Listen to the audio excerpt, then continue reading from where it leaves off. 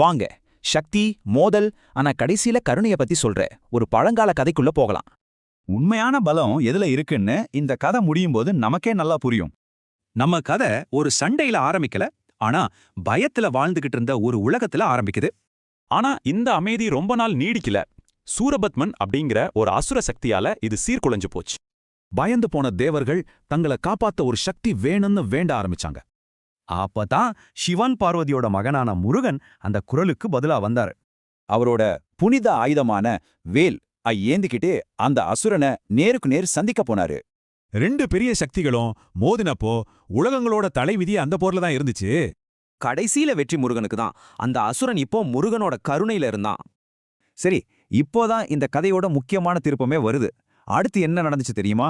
அவனை அழிக்காம அவனை மாத்துறதுக்கு ஒரு வாய்ப்பு தந்தார் முருகன்.